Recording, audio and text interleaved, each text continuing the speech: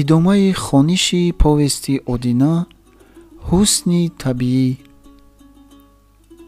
шумо бояд кӯҳистонро тамошо карда бошед. ҳеҷ набошад доманаи даште ё дараеро дар аёми баҳорон дидаед. ҳамин ки доманаи кӯҳе ё марғзоре мерасад, ҳамроҳи боди форами баҳорӣ ба димоғатон як хушбӯии латифе мерасад. ин бӯи хушро то мумкин аст мешамед ва то қувват доред, ин ҳавои латифро фурӯ мебаред.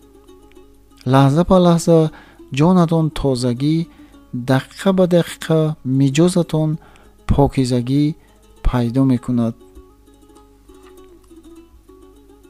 дар зери қадаматон чашм медӯзед астаги сангҳо, ҷӯйчаҳое ки обашон дар софӣ ба шишаи булур ва дар сардӣ ба ях баробарӣ мекунад, ҷорианд.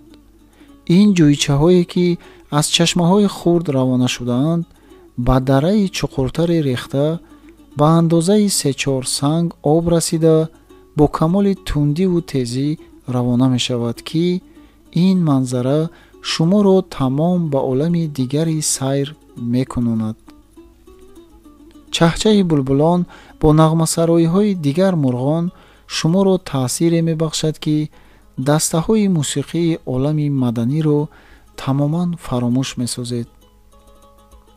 дар ин чарогоҳҳои пуралаф бозӣ кардани бузону бузғолагон, ҷастухези гӯсфандону баррагон, рамидану давидани оҳугон, рақсу бозии духтарон ва арӯсонро ки дар саҳнаҳои шаҳрҳои обод мебинед, аз ёди шумо мебарорад.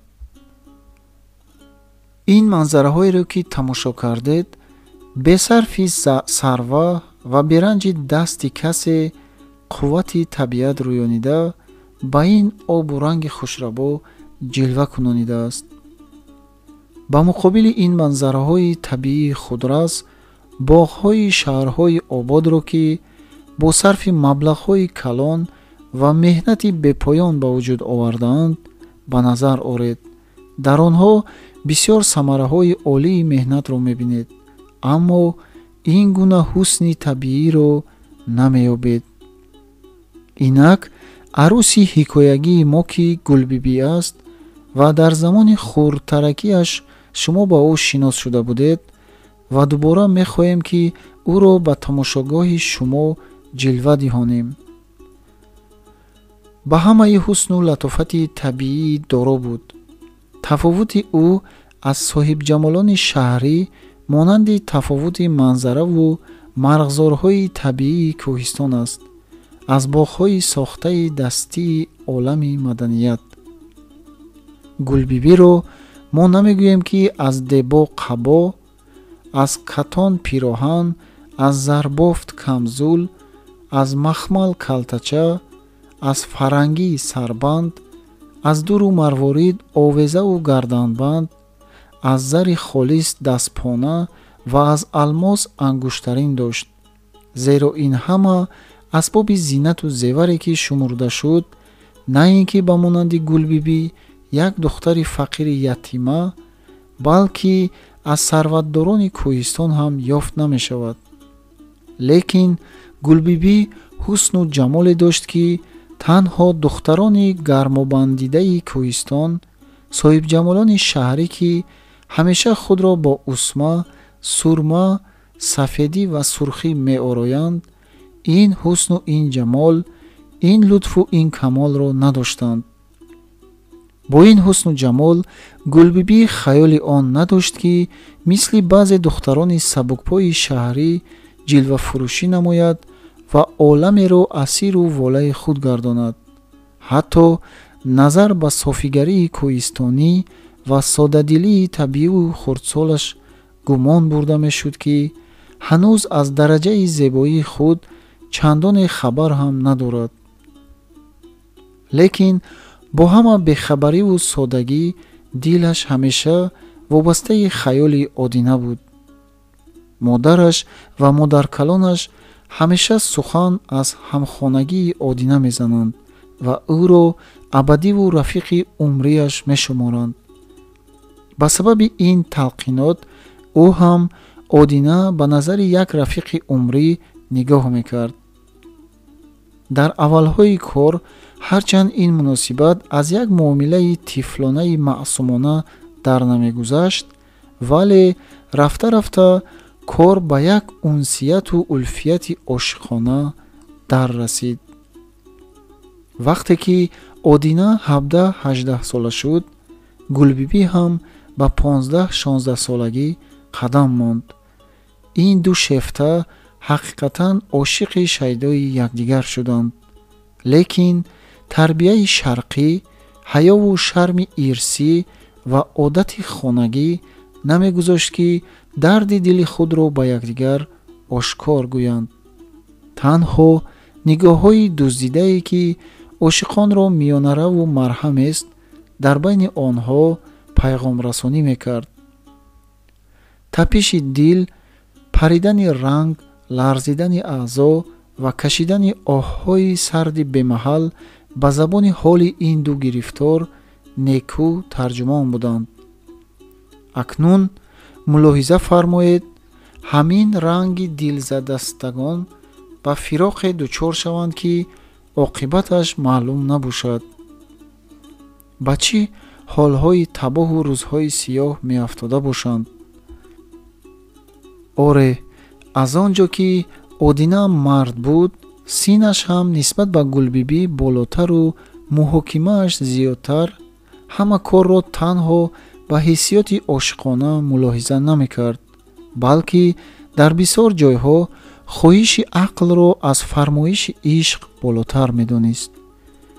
дар пеши одина ду мушкил омада буд. яке ба ватан монда ба дасти арбобкамол талаф шудан, дуввум аз ин ҷо гурехта рафтан. натиҷаи ин ду кор ҳам аз маҳбубаи худ ҷудо шудан буд.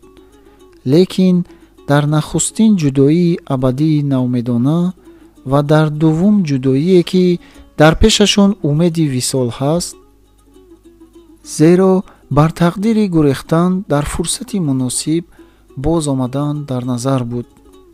бо ин мулоҳизаҳо одина фироқи чандсолаи ҳозираро ба умеди висоли оянда ихтиёр кард ва ҳарчанд душвор буд, бори тоқатфарсои ҳиҷронро бардошт.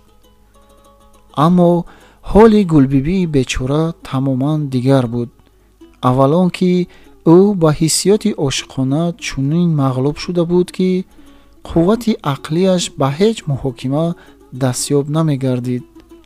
дуввум он ки шароити зиндагонияш нисбат ба одина чанд дараҷа душвор буд, зеро одина ӯро чунон ки маҳбуби аз ҷон ширинтар буд, инчунин ягона парастораш ҳам ӯ буд. падару модараш мурда, модаркалонаш ба мурдан наздик расида, душманони ғаддоре ки аз ғайри ризоии ӯ ба номусаш эҳтимоли қасд кардан доранд, атрофашро фурӯ гирифта буд.